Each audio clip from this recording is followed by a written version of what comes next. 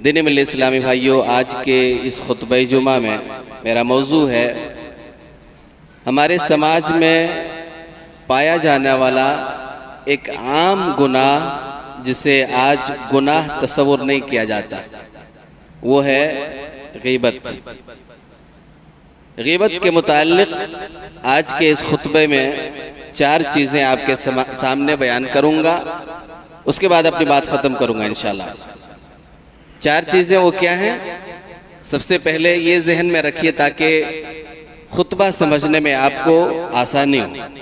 सबसे पहली चीज़ ग़ीबत की तारीफ़, ग़ीबत किसे कहते हैं। दूसरी चीज़ ग़ीबत की ख़तरनाकी। तीसरी चीज़ ग़ीबत के नुक़सानात। और लास्ट चीज़, चौथी चीज़ ग़ीबत का कफ़ारा। ये 4 चीज़ें आप अपने जहन में बिठाइए ताकि समझने में आसानी हो।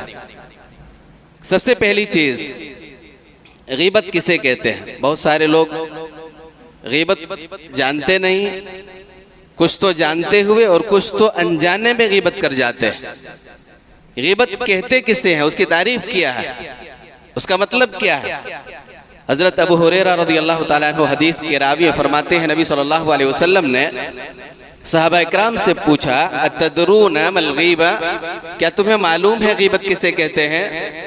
सहाबा इकराम ने कहा, अल्लाह व रसूलुहु आलम, अल्लाह और उसके रसूल ही ज़्यादा बेहतर जानते हैं ग़ीबत किसे कहते हैं। नबी सल्लल्लाहु अलैहि वसल्लम ने फरमाया, ज़िक्रुका अख़ाका बिमा यकरहु, तुम अपने भाई का जिक्र इस तरह से करो कि अगर उसे मालूम हो जाए तो उसे बुरा लगे, वो नापसंद करे। नबी सल्लल्लाहु अलैहि वसल्लम से पूछा गया, क़ीला अरअयत इन काना फ़ी अख़ी मा अक़ूल, अल्लाह के रसूल सल्लल्लाहु अलैहि वसल्लम, अगर मैं अपने भाई की जिस बुराई का जिक्र मैं किसी और के सामने कर रहा हूँ, अगर वो बुराई उसके अंदर वाक़अतन मौजूद है, यानी मैं झूठ से काम नहीं लूँ बल्कि हकीकत और सच से काम लूँ। बहुत सारे लोग कहते हैं ना, इसमें क्या बुराई है, वो तो फलां ऐसा है तो मैंने कह दिया। नबी सल्लल्लाहु अलैहि वसल्लम से पूछा जा रहा है, मैं अपने भाई की जिस बुराई का जिक्र किसी और के सामने कर रहा हूँ, अगर वो बुराई अगर वाक़अतन उसके अंदर मौजूद हो तो ये क्या है। नबी सल्लल्लाहु अलैहि वसल्लम ने फरमाया, इन काना फ़ीहि मा तक़ूलु फ़क़द इग़्तबतहु व इन लम यकुन फ़ीहि फ़क़द बहतहु। नबी सल्लल्लाहु अलैहि वसल्लम ने फरमाया कि तुम अपने भाई की जिस बुराई का जिक्र किसी और के सामने कर रहे हो, अगर वो बुराई उसके अंदर मौजूद है तो यही ग़ीबत है।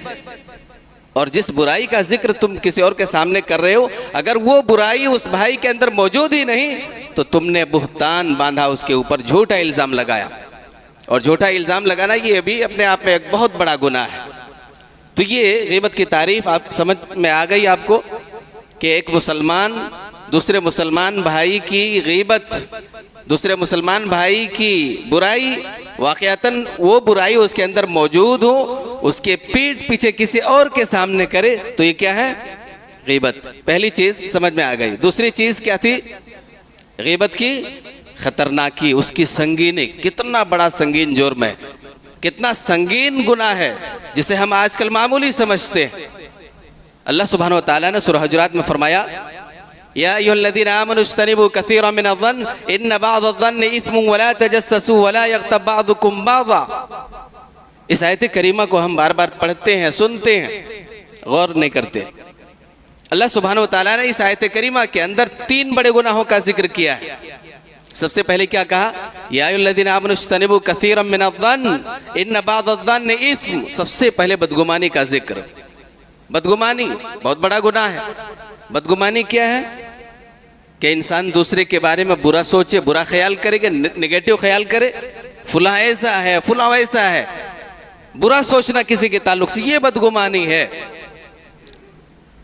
उसके बाद कहा वला तजस्ससू, उसी आयत में अगला गुनाह, वला तजस्ससू, जासूसी मत करो। जासूसी क्या है, किसी के ऐबों के पीछे पड़ना, छानबीन करना, लोगों से पूछना, कड़ी नजर रखना, कहाँ जाता है, क्या करता है, उसके ऐबों पर नजर रखना। और तीसरा नंबर पर आता है वला यग़्तब बअज़ुकुम बअज़ा, ग़ीबत मत करो। तो इन 3 बड़े गुनाहों का जिक्र इस आयत करीमा में। गीबत कितना खतरनाक है, उसकी खतरनाकी का अंदाजा कीजिए। अल्लाह सुब्हान व तआला ने पहले गीबत नहीं कहा, बल्कि गीबत को बहुत अंदर रखा, और गीबत तक पहुंचने के लिए और भी दो दरवाजों को क्रॉस करना पड़ता है। पहला क्या है? बदगुमानी, और दूसरा क्या है? जासूसी। तब जाकर के एक आदमी गीबत तक पहुंचता है। अगर कोई गीबत करता है तो सिर्फ गीबत नहीं करता, बल्कि इन दोनों गुनाहों को भी अंजाम देता है। बदगुमानी करता है इंसान, पहले बुरा सोचता है, बुरे ख्यालात को बिठाता है किसी के ताल्लुक से, फिर दूसरे नंबर का गुनाह करता है, जासूसी करने लगता है। जैसा मैं सोच रहा हूँ क्या वाकईतन वो ऐसा ही है? फिर उसके पीछे पड़ता है, लोगों से पूछता है, छानबीन करता है, और जैसे ही तहकीक से पता चल जाता है कि फुला ऐसा है, तो तीसरे नंबर का गुनाह वो करता है, यानी गीबत कर जाता है, यानी उसकी बुराई किसी और के सामने कर जाता है कि वो तो ऐसा ही है। तो गीबत की खतरनाकी का अंदाजा कीजिए। उसी आयत में अल्लाह सुब्हानहू व तआला ने कहा, अयुहिब्बु अहदुकुम अन याकुल लहमा अखीहि मैतन फकरिहतुमू, क्या तुम में से कोई अपने मरे हुए भाई का गोश्त खाना पसंद करेगा? सवाल कर रहा अल्लाह सुब्हानहू व तआला, और फिर जवाब खुद ही दे रहा है, फकरिहतुमू, तुमको उससे घिन आएगी, तुम खाना पसंद नहीं करोगे अपने मरे हुए भाई का गोश्त। मरे हुए भाई के गोश्त खाने से तशबीह दी गीबत को, उसकी कबाहत और शनाअत को बयान करने के लिए। कितना खतरनाक है। गीबत की खतरनाकी का अंदाजा कीजिए इस हदीस से। हजरत जाबिर बिन अब्दुल्लाह रज़ियल्लाहु ताला अन्हु फरमाते हैं, हम नबी सल्लल्लाहु अलैहि वसल्लम के साथ थे, नबी सल्लल्लाहु अलैहि वसल्लम के साथ एक मजलिस में बैठे हुए थे। इतने में एक बदबूदार हवा आई, फहब्बत रिहुन मुंतिना, बदबूदार हवा आई। नबी सल्लल्लाहु अलैहि वसल्लम ने पूछा, क्या तुम्हें मालूम है ये बदबू कैसी है? हादिही रिहुल लदीना यग़्ताबून अल मुमिनीन, ये उन लोगों की बदबू है जो मोमिनों की गीबत करते हैं। इससे मालूम क्या हुआ कि जो लोग गीबत करते हैं मोमिनों की, उनसे एक तरह की बदबू फूटती है। वो बदबूदार लोग हैं, ऐसे लोग, उन लोगों से अपने आप को दूर कर लीजिए। ये गीबत की खतरनाकी का अंदाजा कीजिए। हजरत अब्दुल्लाह इब्न मसूद रज़ियल्लाहु ताला अन्हु फरमाते हैं, कुन्ना इंद नबी सल्लल्लाहु अलैहि वसल्लम फ़क़ाम रजुलन फ़वक़अ फ़ीहि रजुलन मिन बादिही, हम नबी सल्लल्लाहु अलैहि वसल्लम के साथ एक मजलिस में बैठे हुए थे। इतने में इस मजलिस से एक आदमी उठ करके चला गया। फिर उस जगह पर एक आदमी आया, उस आदमी ने उस जाने वाले शख्स की गीबत की। वो चला गया जो मजलिस से, उसके मुताल्लिक कुछ कहा। नबी सल्लल्लाहु अलैहि वसल्लम ने कहा, तखल्लल, अपने दांतों का खिलाल करो। उस आदमी ने कहा, मिम्मा तखल्ललु मा अकलतु लहमा, अल्लाह के रसूल सल्लल्लाहु अलैहि वसल्लम, मैं अपने दांतों का खिलाल क्यों करूं जबकि मैंने गोश्त खाया ही नहीं। आदमी जब गोश्त खाता है ना, गोश्त के छोटे टुकड़े या रेशे दांतों के बीच में फंस जाते हैं ना, उसको टूथपिक के जरिए या नाखून के जरिए या किसी तिनके के सहारे से जो उसको निकालते हैं ना, उसको खिलाल कहा जाता है, उसको खिलाल कहा जाता है। कहा कि जाओ खिलाल करो अपने दांतों का। कहा अल्लाह के रसूल मैंने तो गोश्त खाया ही नहीं, फिर खिलाल क्यों करूं? कहा इन्नका अकलत लहम अखीक, तुमने अपने भाई का गोश्त खाया, यानी उसकी गीबत की तुमने। इससे क्या मालूम हुआ कि कोई किसी की गीबत करता है तो गोया उसका गोश्त खाता है। वो गीबत की खतरनाकी है। गीबत की खतरनाकी का अंदाजा कीजिए। अम्मा आयशा रज़ियल्लाहु ताला अन्हा फरमाती हैं, नबी सल्लल्लाहु अलैहि वसल्लम के सामने एक दूसरी बीवी का मैंने जिक्र किया, हजरत सफ़िया रज़ियल्लाहु ताला अन्हा के मुताल्लिक कहा कि वो नाटी, हाइट कम थी, मैंने कहा नाटी है वो। नबी सल्लल्लाहु अलैहि वसल्लम नाराज हो गए, फरमाया लक़द क़ुल्ती कलिमतन लौ मुज़िजत बिमाइल बहरि लमज़जत, आयशा तुमने इतनी बड़ी बात कह दी, अगर वो बात समंदर में डाल दी जाए तो समंदर के पानी का रंग बू सब चेंज हो जाए, समंदर का पानी बदबूदार हो जाए। समंदर कितना बड़ा है, दिन रात आप देखते हैं, समंदर आपसे करीब है, इतना लंबा चौड़ा, उसकी गहराई। क्या कहा था? नाटी ही तो कहा था। कहा इतनी बड़ी बात तुमने कह दी, इतनी बड़ी बात कह दी, अगर वो बात समंदर में डाल दी जाए तो समंदर के पानी का जायका, रंग, बू सब तब्दील हो जाएगा, बदल जाएगा। बताइए, जो छोटा होता गिड्डा नहीं बोल देते हम, जो काला होता कालिया नहीं बोल देते हम, जो आंख से माजूर हो कानिया नहीं बोल देते हम, जो पांव से माजूर हो लंगड़ा नहीं बोल देते हम। मामूली समझते हैं। इतनी बड़ी बात है, इतनी बड़ी बात है कि समंदर में डाल दी जाए, समंदर तब्दील हो जाएगा, बदबूदार हो जाएगा। ये ग़ीबत की खतरनाकी का अंदाज़ा कीजिए। नबी सल्लल्लाहु अलैहि वसल्लम ने फरमाया, लम्मा उरिज बी मररतु बिक़ौमिन लहुम अग़फ़ारुम मिन नुहासिन यख़मुशून वुजूहहुम व सुदूरहुम फ़क़ुल्तु मन हाउला या जिब्रील क़ाल हाउलाइ अल्लज़ीना यअकुलून लुहुमन नास व यक़ऊन फ़ी अरादिहिम। जब मुझे मेराज पर ले जाया गया, मैंने देखा कि कुछ लोगों की ये नाखून तांबे के हैं, तांबा कॉपर के हैं ये नाखून, वो अपने चेहरों को, अपने सीनों को नोच रहे हैं। मैंने पूछा, जिब्रील ये कौन लोग हैं? कहा कि ये वो लोग हैं जो लोगों का गोश्त खाते थे। इसका मतलब ग़ीबत करते थे। वह यक़ऊन फ़ी अरादिहिम, और उनकी इज्जत व आबरू से खिलवाड़ करते थे। जब एक आदमी दूसरे मुसलमान भाई की ग़ीबत करता है, उसकी बुराई किसी और के सामने करता है, तो उसको जलील कर रहा होता है, उसकी इज्जत पर डाके डाल रहा होता है। इसीलिए कहा वह यक़ऊन फ़ी अरादिहिम, ग़ीबत करते थे और उनकी इज्जत व आबरू से खेलते थे। इज्जत व आबरू से खेलना बहुत बड़ा गुनाह है। एक मोमिन एक मुसलमान को बड़ा मोहतरम बनाया अल्लाह ताला ने। किसी को यह हक नहीं पहुँचता किसी की बुराई किसी और के सामने बयान करके उसे जलील और रुसवा करे, किसी को यह हक नहीं पहुँचता। अल्लाह सुब्हानहू व तआला ने एक मोमिन को, एक मुसलमान को काबिल एहतराम बनाया है। और एक आदमी दूसरे आदमी को जब जलील और रुसवा करता है तो बहुत बड़ा गुनाह, इतना बड़ा गुनाह, कितना बड़ा गुनाह। इस हदीस से अंदाज़ा कीजिए, नबी सल्लल्लाहु अलैहि वसल्लम ने फरमाया, सूद के 72 दर्जे हैं, उनमें से सबसे कमतर दर्जे का गुनाह ये इंसान अपनी माँ से ज़िना करे, औज़ुबिल्लाह। सबसे छोटे दर्जे का गुनाह। सबसे बड़े दर्जे का गुनाह क्या है? व इन्ना अरबर रिबा इस्तितालतुर रजुल फी इर्ज़ि अखी। सबसे बड़े दर्जे का गुनाह यह है कि एक मुसलमान दूसरे मुसलमान भाई की इज्जत व आबरू पर डाके डाले, उसकी बुराइयां किसी और के सामने बयान करके उसे जलील और रुसवा करे। बताइए, सबसे छोटे दर्जे के गुनाह के बारे में कोई इंसान सोच नहीं सकता। इतने बड़े दर्जे, इतने बड़े गुनाह के बारे में इंसान कैसे सोच लेता है, कैसे अंजाम दे लेता है? ये ग़ीबत की खतरनाकी। दूसरी चीज़, तीसरी चीज़ क्या है? तीसरी चीज़ मैंने क्या कहा था? ग़ीबत के नुकसानात। पहली चीज़ ग़ीबत की तारीफ़, दूसरी चीज़ ग़ीबत की खतरनाकी, तीसरी चीज़ ग़ीबत के नुकसानात। बहुत सारे नुकसानात हैं, चंद एक नुकसानात का मैं आपके सामने जिक्र करूँगा। पहला नुकसान ये है कि इंसान परेशान हाल रहता है, खुश नहीं रह सकता, डिप्रेशन में मुब्तला रहता है, ज़हनी मरीज़ रहता है, वो जिस्मानी तौर पर भी वो बीमार रहता है, खुशहाल नहीं रह सकता। ये पहला नुकसान। दूसरा नुकसान क्या है कि ग़ीबत करने वाला नाक़िसुल ईमान होता है, उसका ईमान नाक़िस है, कामिलुल ईमान, कंप्लीट मोमिन नहीं हो सकता वो। इसलिए कि नबी सल्लल्लाहु अलैहि वसल्लम ने फरमाया, बेहतरीन मुसलमान कौन है? पूछा गया, का बेहतरीन मुसलमान वो है जिसकी ज़बान और हाथ से दूसरे मुसलमान महफूज रहें। अगर हमारी ज़बान से, हमारे हाथ से अगर दूसरे मुसलमान महफूज नहीं है तो हम अच्छे मुसलमान हो ही नहीं सकते। तीसरा नुकसान क्या है? ग़ीबत करने वाला जलील और रुसवा हो जाता है। ग़ीबत करने वाला, एक आदमी जब दूसरे आदमी की ग़ीबत करता है किसी और के सामने, तो क्या करता है? एक आदमी जो ग़ीबत करता है, जिसकी ग़ीबत करता है उसको जलील करता है ना, उसकी बुराइयां किसी और के सामने करके, फुला ऐसा है, वैसा है, वैसा है, तो वो आदमी जलील होता है ना।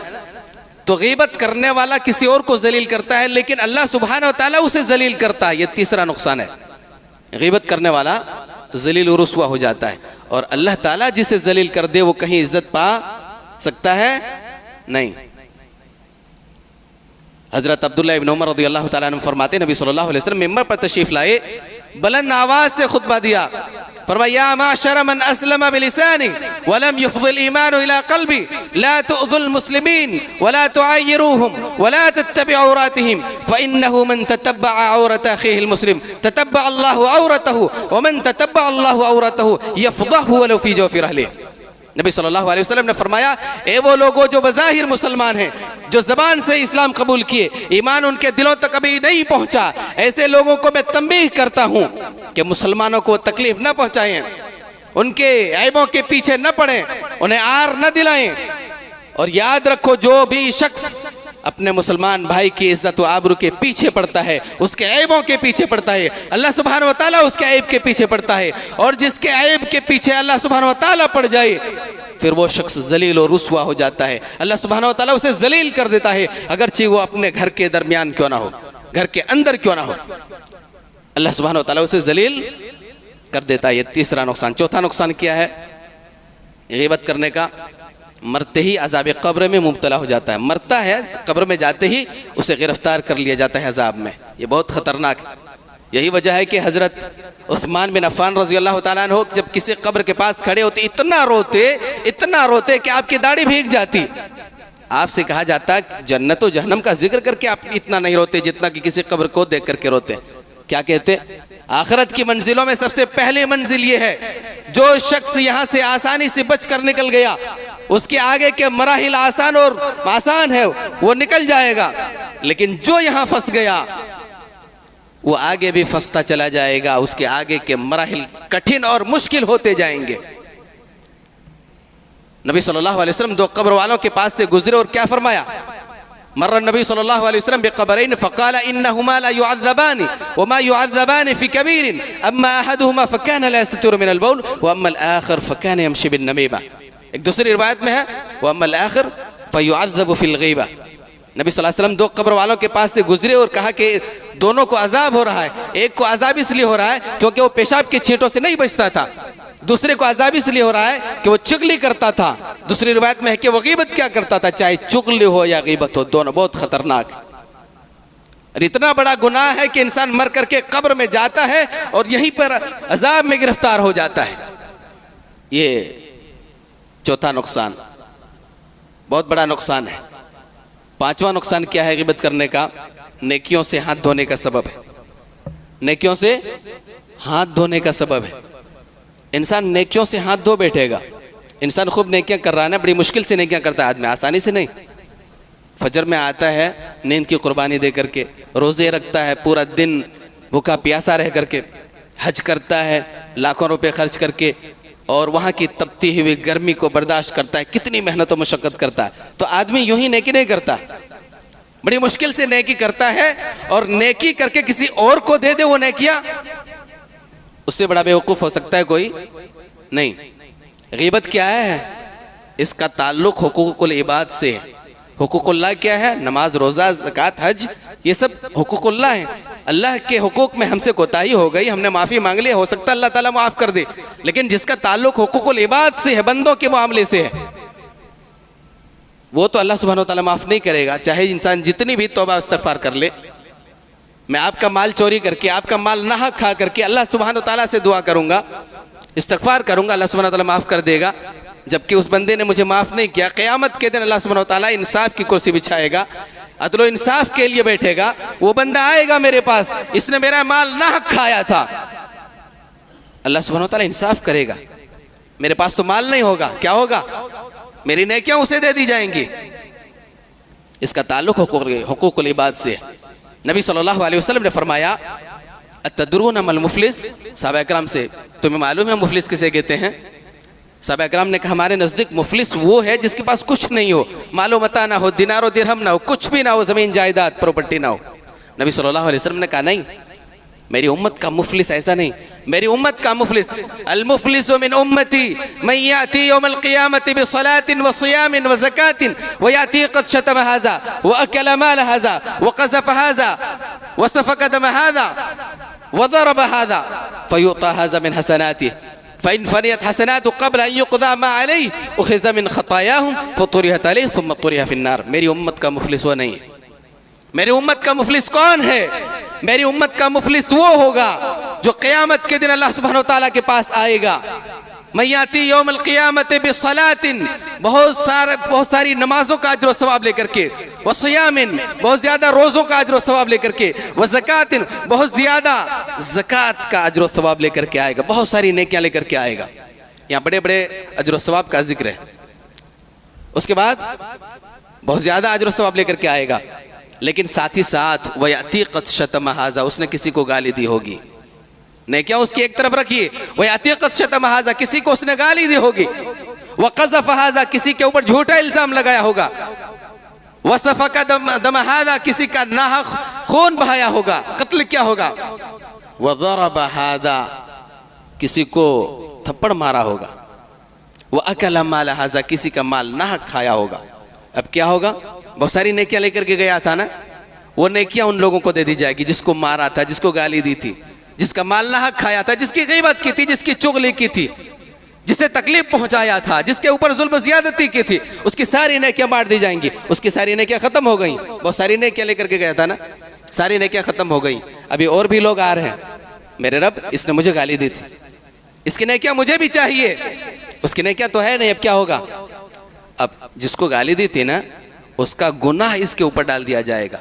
बहुत सारी नेकियां लेकर के गया था, सारी नेकियां खत्म हो गई, खल्लाश हो गया, वो मुफलिस हो गया वो।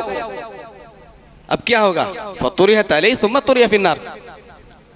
अब उन लोगों का गुनाह उसके ऊपर डाल दिया जाएगा, सुम्मा तुरिया फिन्नार, फिर घसीट करके जहन्नम में डाल दिया जाएगा। गीबत का ये नुकसान है। हाँ, नेकियों से हाथ धो बैठेगा, बहुत खतरनाक।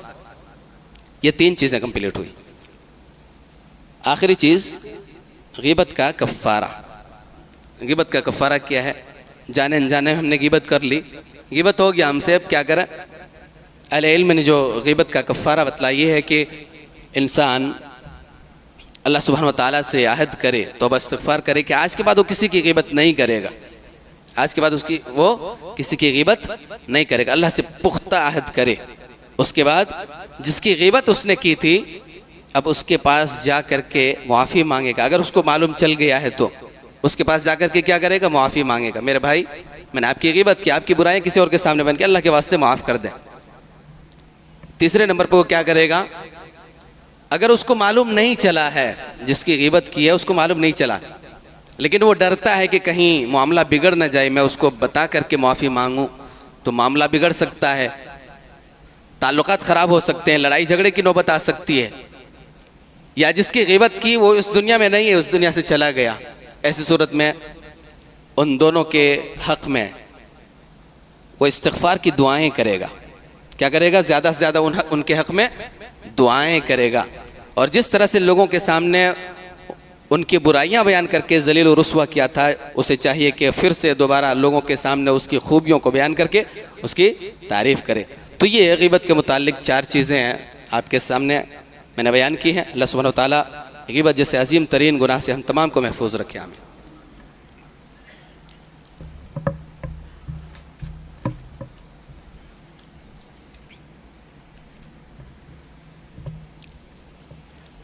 अल्हम्दुलिल्लाहि रब्बिल आलमीन वस्सलातु वस्सलामु अला मुहम्मद इब्न अब्दिल्लाहिल उम्मिय्यिल अमीन व अला आलिहि व अस्हाबिहि अजमईन। इस्लामी भाइयों, गीबत के मुताल्लिक़ आपने तफसील से चंद बातें सुनी। अल्लाह सुब्हान व तआला से दुआ कीजिए कि अल्लाह सुब्हान व तआला हम तमाम को इस जुर्म अज़ीम से, इस बदतरीन फ़ेल से हम तमाम को महफूज रखे। साथ ही साथ कुछ भाइयों की तरफ से दुआ की दरख्वास्त आई हुई है। यहाँ इसी मस्जिद के एक मुसल्ली हैं, हार्ट का ऑपरेशन होना है। अल्लाह सुब्हान व तआला अपने ख़ास फजल व करम से उन्हें शिफाए कामिला अजल अता फरमाए। इसी तरह से एक बहन कैंसर जैसे मुहलिक मरज़ में मुब्तला है। अल्लाह सुब्हान व तआला उन्हें भी, उस बहन को भी अपने ख़ास फजल व करम से शिफाए आप फरमा दे, शिफाए कुल्ली अता फरमाए। इसी तरह से इस मस्जिद के कलेक्शन के ताल्लुक़ से, ये अल्लाह का घर है जिसमें हम दिन और रात कई बार आते हैं और उस रब की इबादत करते हैं। ये घर उसी का है। इस मस्जिद को आबाद रखना हर एतबार से और इस मस्जिद के अखराजात और एक्सपेंसेस बर्दाश्त करना हम सब की ज़िम्मेदारी है। लिहाजा हम सब को चाहिए कि हम दिल खोल करके अल्लाह के घर को ताउन करें। अल्लाह ताला आपके ताउन को शर्फ़ कबूलियत से नवाजे। साथ ही साथ अल्लाह सुब्हान व तआला उन लोगों के लिए हम दुआ करते हैं कि जो किसी भी तरह की परेशानी में मुब्तला है, अल्लाह सुब्हान व तआला उन तमाम की परेशानियों को दूर फरमा दे। इसी तरह से रब्बे ज़ुल जलाल वल इकराम जो भी बीमार हैं, जो भी अस्पतालों में भर्ती हैं, चाहे जिस किस्म की भी बीमारी में मुब्तला है, परवरदिगार उन तमाम को शिफाए कामिला अजल अता फरमा। रब्बे ज़ुल जलाल वल इकराम जो कर्ज़ में मुब्तला हैं, डूबे हुए हैं, परवरदिगार उन्हें कर्ज़ की अदायगी की तौफ़ीक़ अता फरमा। ए रब्बे ज़ुल जलाल वल इकराम, तेरे बंदे और बंदियाँ जो तौहीद परस्त हैं, मुवहिदीन बंदे बंदियाँ जो इस दुनिया से चले गए, परवरदिगार उनकी कब्रों को नूर से भर दे, उनकी नेकियों को तो कबूल फरमा ले, उनके गुनाहों से तो दरगुजर फरमा दे। आमीन तक़ब्बल या रब्बल आलमीन। इन्नल्लाह व मलाइकतहु युसल्लूना अलन नबी या अय्युहल्लज़ीना आमनू सल्लु अलैहि व सल्लिमू तस्लीमा। अल्लाहुम्मा सल्लि अला मुहम्मद व अला आलि मुहम्मद कमा सल्लैता अला इब्राहीम व अला आलि इब्राहीम इन्नका हमीदुम मजीद। अल्लाहुम्मा बारिक अला मुहम्मद व अला आलि मुहम्मद कमा बारकता अला इब्राहीम व अला आलि इब्राहीम इन्नका हमीदुम मजीद। इबादल्लाह रहिमकुमुल्लाह, इन्नल्लाह यअमुरु बिल अदलि वल इहसान व इताइ दिल कुर्बा व यनहा अनिल फहशाइ वल मुनकरि वल बग़य यअइदुकुम लअल्लकुम तज़क्करून। उज़्कुरुल्लाह यज़कुरुकुम वदऊहु यस्तजिब लकुम व लज़िक्रुल्लाहि अकबर। अल्लाहु यअलमु मा तस्नऊन।